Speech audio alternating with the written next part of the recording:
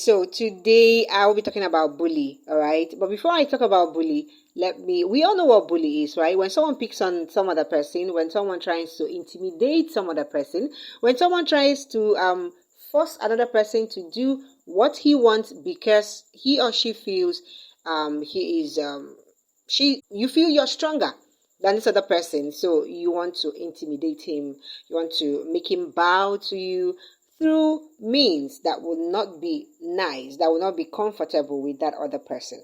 And we know that bully goes on in different places, in the school, in the class, among friends, in the office. There's also the cyber bully, all right? Internet bullies are there waiting to pounce on you when you say something or when you do something, and then troll you for the rest of your life.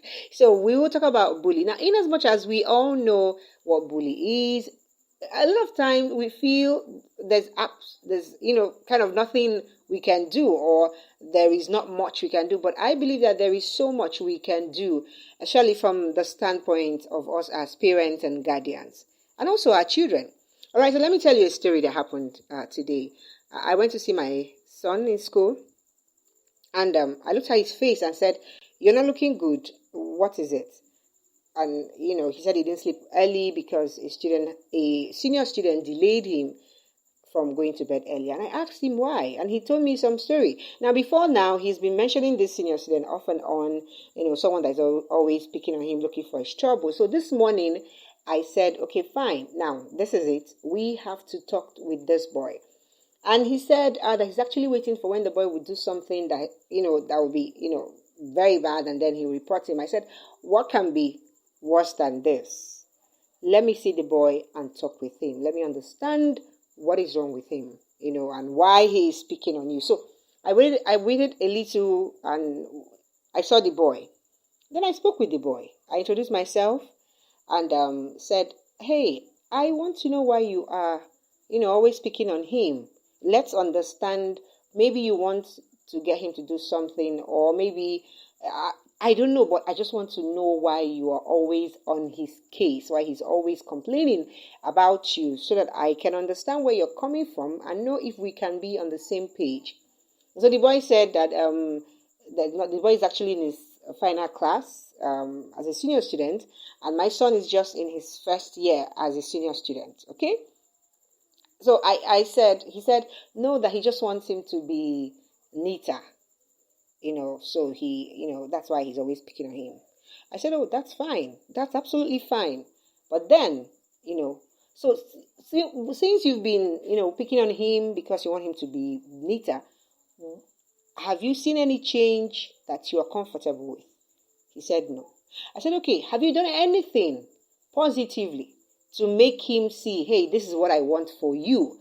For example, I looked at him and said, you're well dressed. I mean, your school uniform is ironed, clean. Now, his is not ironed. Have you ever said to him, bring your uniform, let me iron for you? He said no. I said, so what are you trying to do? You're just picking on him. If you want to do something right, then you initiate the right thing. I said, for anything, he can pass as a younger brother here. And if at home or even here, maybe as a junior student, you were bullied, you were picked on, and now you feel, oh, I'm a senior student, I can, pick on other people. I said, that is not the way to go. I went into some pep talk about how the boarding school is a good place to cultivate some friendship that will last for a long time, and how he can be helping him, how he can, show him the right things to do, and all that, instead of picking on him. But at the end of the day, we all went away happy. I told him, see, I'm not going to report you to the school authority, but if you give me any reason to, I will, because my son will talk to me again. So if he comes back complaining that you picked on him again because I spoke with you, then you're not going to blame me again, because we're going to go to the authorities, because he's a boarder and he has to enjoy the boarding system for him to do well academically, socially, and otherwise. So at the end of the pep talk, he went away happy. I went home happy. Now, I started thinking of so many things from that. One thing I know is that most times when you see kids bully other kids, there is always this underlying truth that that boy or the girl must have been bullied, must have been picked on as a younger person. So the person grows up and he's like, oh, I'm going to retaliate. And like I told the boy, I said, you can be an agent of change. If you were bullied as a younger student, you can change the narratives. Instead of you bullying, you can actually make the boarding school system, a better place. You can make it easier for people that are coming after you. So that is, and it formed the basis of what I'm going to talk about in just a few minutes. How we can help children, overcome bullies is by standing up for them, talking with the other person, understanding where they are coming from. I didn't want to take so much time so much of their time that morning. Else, I would have sat down with the boy to really know, how his growing up has been and even how his life in school has been.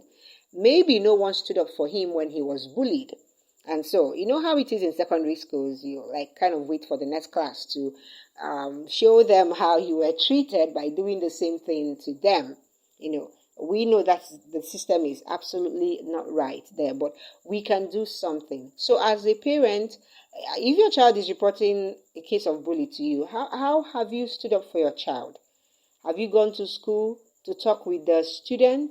Not shout, not scold per se, but make the person feel like I am talking with a mature person. We are both concerned about this boy. So let's come, to that level where we can make it better for him. Now, I know that there are some places when the child will report and then he will go back and get more bullied. And that's why sometimes kids don't talk about it.